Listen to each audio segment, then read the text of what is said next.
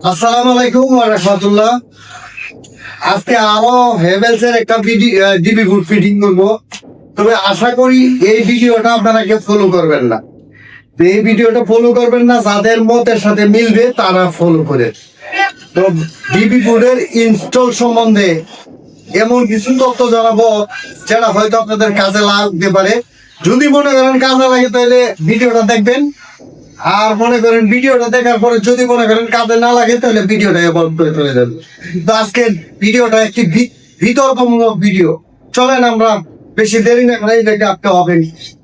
তো এইটা হ্যাভেলসের 16 ডিবি বুট, যেটা আমরা এই মুহূর্তে আমরা লাগাবো। আপনি এটার 16 মানে সিঙ্গেল ফুল সার্কিট ব্রেকার 16টা লাগানো যাবে আর কি। আর ডাবল ফুল একটা লাগাইয়া 14টা লাগানো যাবে এই সিঙ্গেল ফুল। এটা আগেরটা লাগাইছিলাম, এই ডিবি বুটটা একটু আপডেট হয়েছে, মেড ইন ইন্ডিয়ান একটি মাল।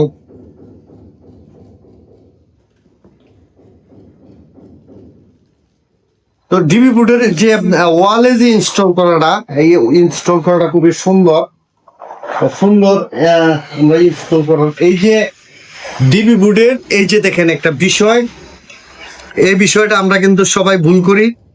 আর ভুল যারা করে লাইছেন, যারা এই মুহূর্তে ভুল করে লাইছেন তাদের জন্য একটা সলিউশন দিয়ে যাব। এই যে দেখেন এখানে দুইটা দাগ আছে, ঠিক আছে?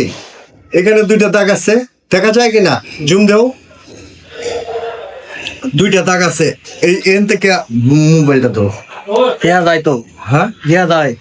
না সেইটা বলছি না, এর থেকে ধরলে এই যে উপরের দাগটা, এই দাগের সরাসরি কিন্তু এই দাগের সাথে কভারটা, এই যে উপরের দাগটা, আর নিচের দাগটা মাটির নিচে যাবে, ইয়ার নিচে যাবে আর কি, ওয়ালের। এটা কিন্তু লাগে আর বলবো না। এই ছেলে ওই ছেলে কোন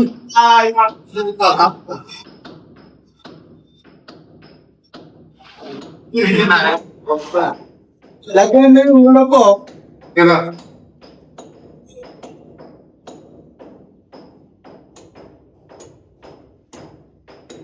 তাহলে আমরা এটা খুলি আগে।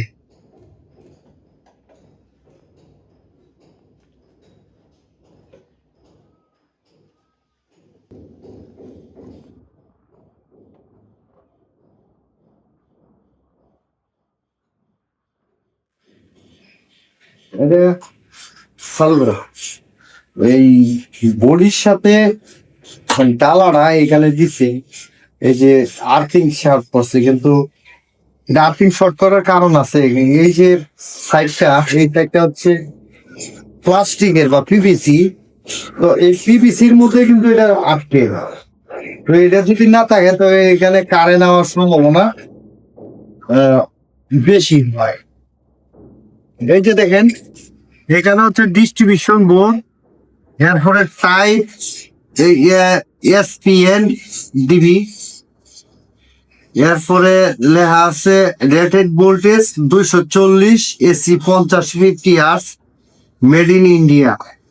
এখানে হচ্ছে এই যে 16 এই যে কত এটা আপনারা কিনবেন ডিস্ট্রিবিউশন বোর্ড 14 আছে, এটা হচ্ছে 16 এর মধ্যে আমরা এরকম ডাবল ব্রেকার একটা লাগাই, আর 14টা সিঙ্গেল সার্কিট ব্রেকার এখানে লাগাইতে হবে না কি, এই জন্য 16।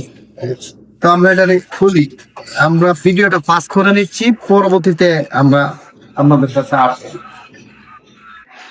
এই যে এটা খুললাম, এখানে 4টা স্ক্রু ছিল, 1 2 3 4, 4টা খুলছি, একটা তো লাগিয়ে দিয়েছে। এটা হচ্ছে ফ্রন্ট পার্ট, ডিবি বোর্ডের ফ্রন্ট পার্ট। এখন এটা আমরা খুলে ফেললাম।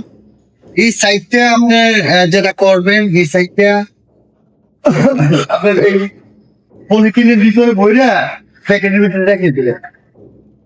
লাগবে শুধু এই বোর্ডটা। এখানে আছে একটি সার্কিট ব্রেকার কানেকশন করার জন্য বাজা, 1 2 3 4 5 6 7 8 9 10 11 12 13 14 15টা আছে। 15টা একটা তো থাকবে মাইনাস 1 2 3 4 5 6 7 8 9 10 11 12 13 14 15টা। তো এটি প্রয়োজন অনুযায়ী লাগানোর জন্য দিছে। এখন এখানে বেশ কিছু স্টিকার দিছে।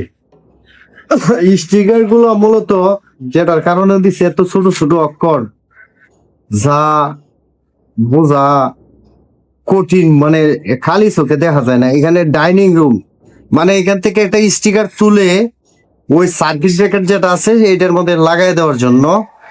এরপরে আপনার লাইট 1 2 3 4 5 6 আপনার লাইটের যদি সিরিয়াল দিতে চান, সার্কিট ব্রেকারের লাইটের তো মূলত সিরিয়াল দেওয়ার হয় না। তো যেটা করতে পারেন আপনার ওই যে রুমের যে সুইচ বোর্ড আছে সেই সুইচ বোর্ডের উপর এগুলো লাগাই দিবেন আর কি। আর এইখানে হচ্ছে এয়ার কন্ডিশনের 1 2 3 4 5টা স্টিকার আছে। এই স্টিকারটা কিন্তু এভাবে তুলেই লাগানো যায়, এভাবে তুলে, এখন আর তুলছি না, এই যে এইভাবে তুলে স্টিকারটা ব্রেকারের মধ্যে লাগাই দেওয়া যায়, সার্কিট ব্রেকারে লাগাই দেওয়া যায় আর কি। এটা তুলে এখন নষ্ট করতে চাই না। এখানে ওয়াটার হিটার আছে 4টা ওয়াটার হিটার আছে। এরপরে অনেক কিছু আছে, ফ্লোর টেস্ট, এগুলা খালি চোখে দেখা যায় না, মানে আর একটু জুম করলে হয়তো ক্যামেরায় দেখা যায় কিনা, এগুলা জুম করলে দেখা যায়। তো এই স্টিকারটাও এখানে রেখে দিতে হবে, কারণটা হচ্ছে কি এটা নষ্ট হতে পারে। মানে যেহেতু ওয়ালের মধ্যে লাগাবো, এই যে এখানে আছে আরেকটা স্টিকার,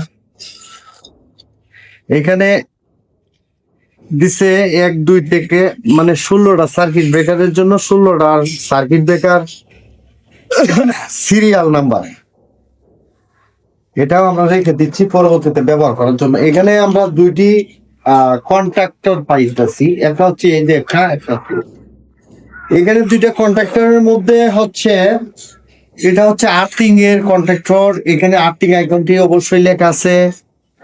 আবার এইটা আর্থিং কন্ট্রাক্টর হইলে এইটাও কিন্তু একটা আর্থিং কন্ট্রাক্টর। এটা ব্যবহার হবে বিল্ডিং এর ভিতরে, যখন আপনি এটাকে ইনস্টল করবেন বা স্থাপন করবেন তো এটা ব্যবহার করবেন।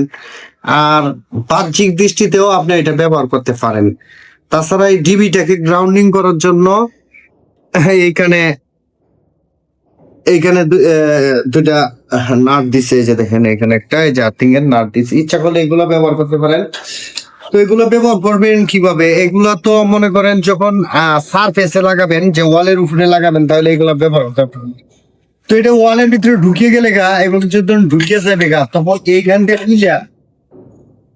খুলে ব্যবহার করতে পারেন। আর এইখানে আশা করি এই যে এই জায়গায় যদি লাইন দেন, এই জায়গায় লাইন দিলে ডিবিটা কিন্তু এখানে কানেকশন হয়, এই স্ক্রুটার দ্বারাই এখানে কানেকশন হয়। ইচ্ছা করলে না দিলেও পারা যায়। ভিডিওটা প্রথম থেকে শেষ পর্যন্ত দেখলে আশা করি এখান থেকে অনেকটা তথ্য আপনারা নিতে পারেন। তথ্যের সাথে মিললে আপনারা ব্যবহার করবেন, তথ্যের সাথে না মিললে ব্যবহার করবেন না। তো এই যে জায়গাটা আমরা আবার একটু দেখাই, এই যে জায়গাটুকু, এই জায়গাটা হচ্ছে ইট লেভেল থাকবে আর কি। ইট লেভেল আমরা একটু দেখাই দেই। এই যে মনে করে এই যে আমি ইনস্টল করবো, এই যে ইটটা আছে, তুমি সাইডে দাও, এই যে ইটটা আছে, এই ইটের লেভেলে এতটুক 22 থাকবে। এই যে ইটের লেভেলে এটা যে ইনস্টল করবেন এটা লেভেলে 22 থাকবে। আর প্লাস্টার করার পরে এই লেভেল প্লাস্টার করবে, ঠিক আছে? এই লেভেল প্লাস্টার করে প্লাস্টারের উপরে এই এতটুক জায়গা 22 থাকবে, এতটুক জায়গা প্লাস্টারের উপরে খালি থাকবে, ঠিক আছে? প্লাস্টার পরে থাকবে এতটুকু। তো এই জিনিসটা আপনারা জানলেন। এখন এটা ইনস্টল করে দেখাইলাম। আর নিচে দিয়ে পাইপ দেওয়ার জন্য ইন্ডিভিজুয়াল 6টা ছিদ্রর অপশন আছে। আপনারা যদি বেশি পাইপ ইউজ করেন, যেমন আমার মতো এতগুলো পাইপ যদি ইউজ করেন, তাহলে আবার এই মুখটা ছুড়ে নিতে হবে। হ্যাঁ,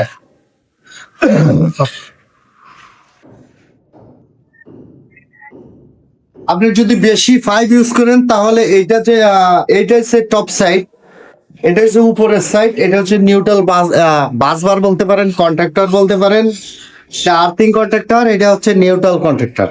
তো উপরের সাইডটা এইভাবে আপনার এখানে 4টি স্ক্রু আছে, 4টি স্ক্রু খুললেই কিন্তু ও আরো বেশি যদি পাইপ দেওয়ার প্রয়োজন হয় 1 2 3 4 5 6টা থেকে বেশি, তাইলে এটা খুলবেন। আমি খুলতেছি, পাস করে দাও।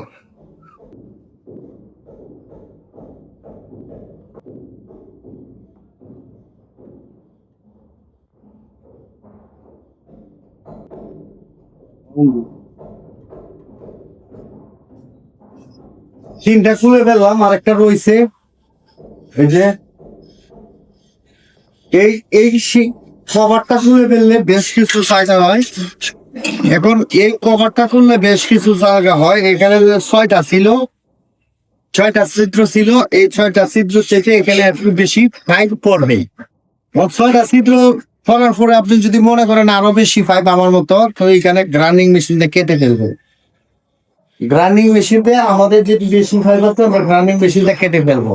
আমরা গ্রাইন্ডিং মেশিন দিয়ে কিভাবে কাটে এই জিনিসটা দেখাই, পাস করো। বেশি গ্রাইন্ডিং মেশিন লাগাই এটা একটা করতে হবে।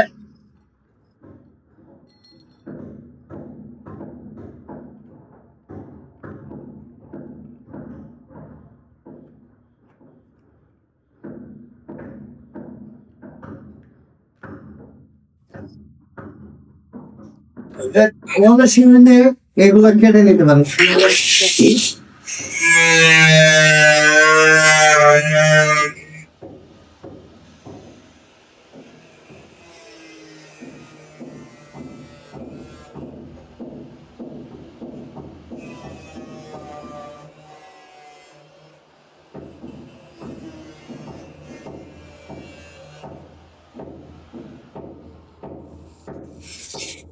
ওই এখন বেশ কিছু জায়গা হয়েছে, ঠিক আছে?